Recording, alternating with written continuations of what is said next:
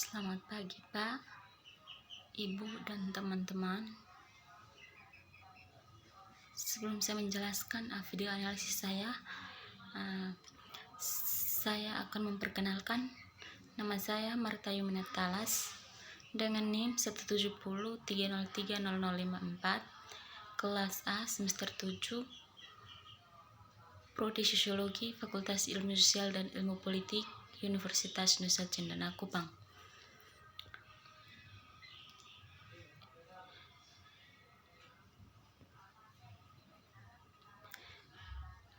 Analisis tentang kapitalisme dan materialisasi wabah COVID-19. Di sini saya menjelaskan tentang wabah virus corona ini atau disease COVID-19 ini berdampak besar pada seluruh aspek kehidupan. Terutama yang paling signifikan adalah dalam bidang ekonomi.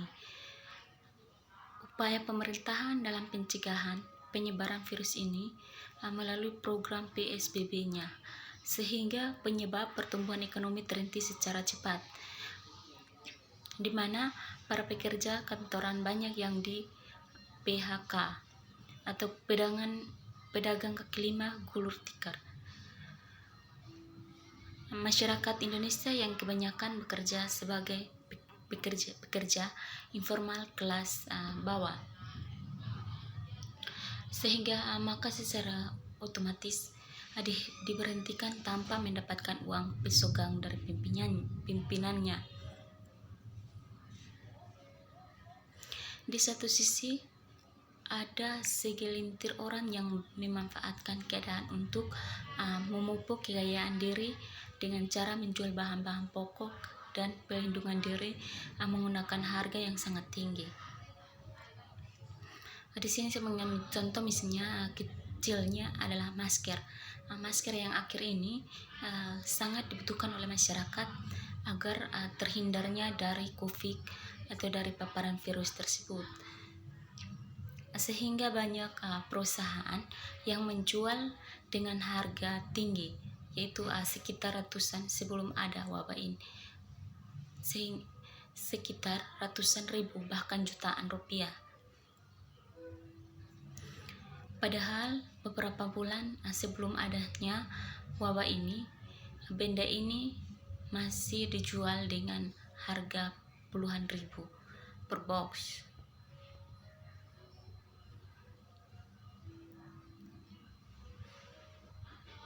Sehingga beberapa waktu lalu Presiden telah mengeluarkan penetapan dalam Kepres nomor 12 tahun 2020 tentang penetapan bencana non-alam atau penyebaran coronavirus disease-19 atau COVID-19 yang memiliki konsekuensi banyak segala kebijakan dan dampak dari adanya COVID-19 ini dipegang oleh pemerintahan pusat. Namun pada kenyataannya pemerintah hanya memberikan kebijakan berupa narasi saja, tetapi tidak langsung terhadap dampak kebijakan tersebut di masyarakat. Di sini saya mengambil contoh misalnya dalam kasus sistem lockdown yang diberlakukan oleh pemerintah di beberapa daerah.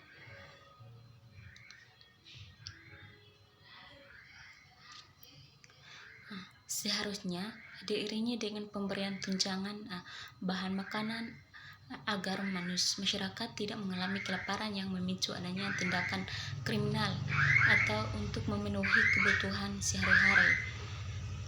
Sehingga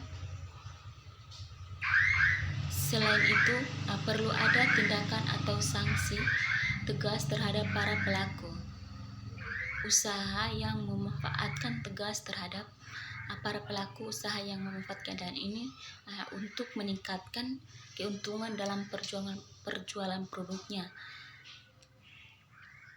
Sehingga maka dalam hal ini bukan hanya masyarakat saja yang disuruh untuk berdiam di rumah, tapi juga para investor atau pengusaha juga berhenti untuk melanggangnya strategi keuntungan usahanya. Sehingga dalam bidang kesehatan, misalnya terdapat beberapa rumah sakit swasta yang tidak mau menangani pasien COVID-19 dengan alasan karena mereka takut akan berdampak pada eksistensi nama rumah sakit tersebut, sehingga penurunan keuntungan pemasukan.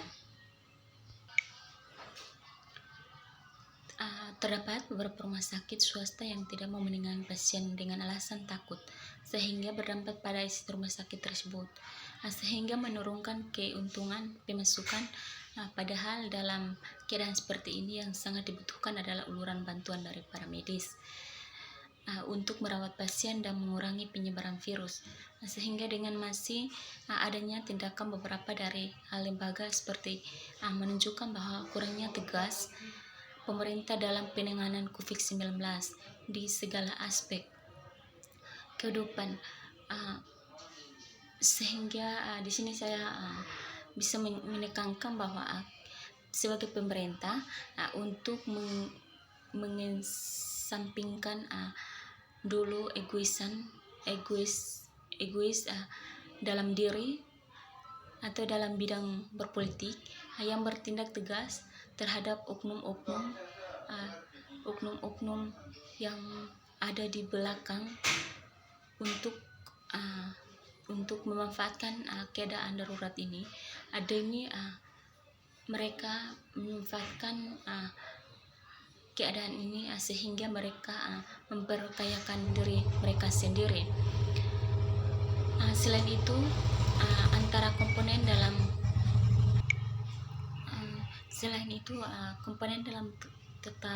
tataran pemerintah pusat atau daerah dan lembaga yang ada di masyarakat, sehingga bersinergi untuk melawan COVID ini.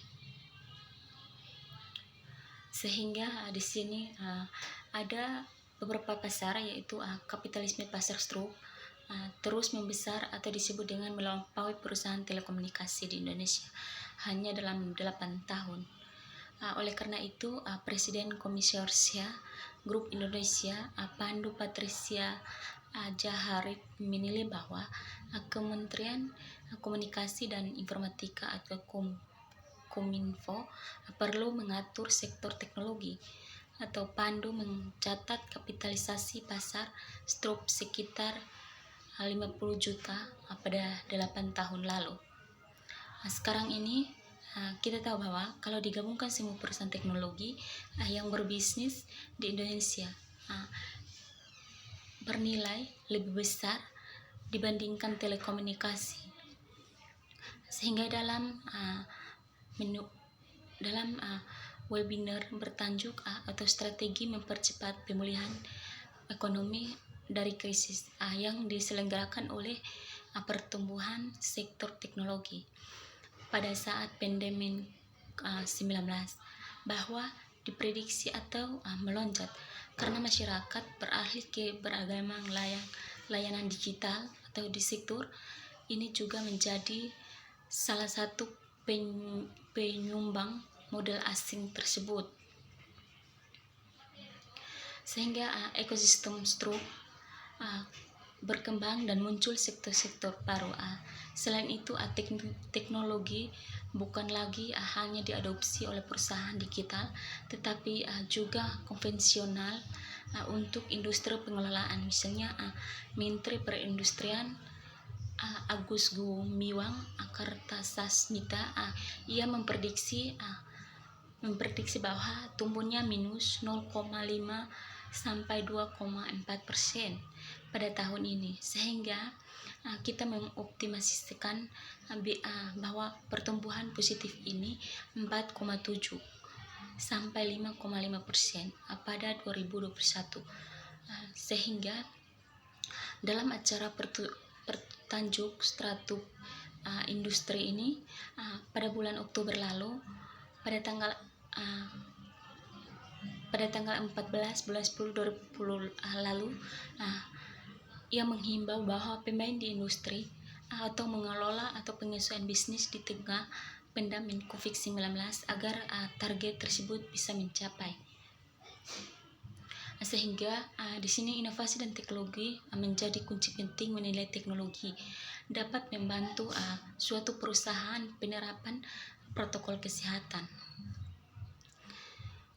Dengan begitu, ia mengoptimasikan produktivitas industri atau pengelolaan biasa meningkatkan jika menyesuaikan diri di masa pandemi virus corona ini. Ia mencontohkan bahwa perusahaan yang memanfaatkan tol atau mampu menurunkan biaya produksi 12,15%, teknologi lain yang bisa dimanfaatkan yakni komputasi awan atau cloud, sehingga kecerdasan buat atau artificial intelligence, sehingga monetasi adalah proses pengubahan sektor agar bisa menjadi penghasilan, sehingga istilah monetisasi ini sendiri memiliki arti yang berbeda tergantung konteks yang sedang dibicarakan secara sosiologis, sehingga pada pandemi 19 telah menyebabkan perubahan sosial yang tidak direncanakan.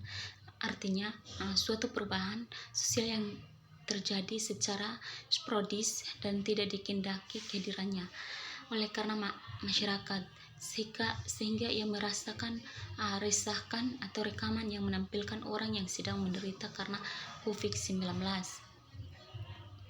Informasi medis yang salah satu konteks yang memberikan informasi yang salah mengenai masalah kesehatan terjadi COVID-19 ini karena hal ia mencangkup konteks yang mendorong tes atau pemeriksaan non medis untuk COVID-19 atau klaim palsu, atau kita tidak berdasarkan mengenai penyebab virus tersebut, sehingga ia mempromosikan proses pengobatan atau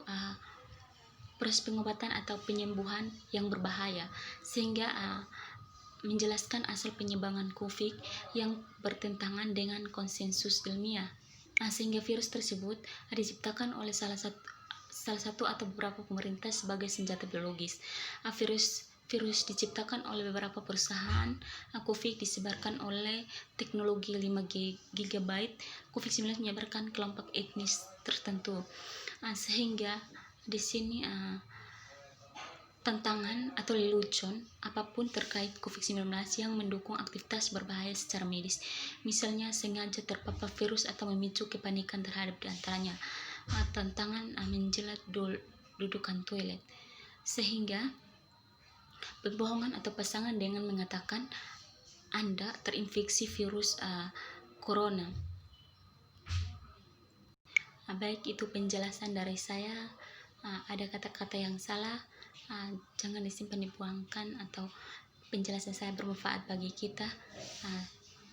Itu penjelasan singkat dari saya. Sekian dan terima kasih. Salam, selamat siang, selamat pagi. Tuhan Yesus memberkati.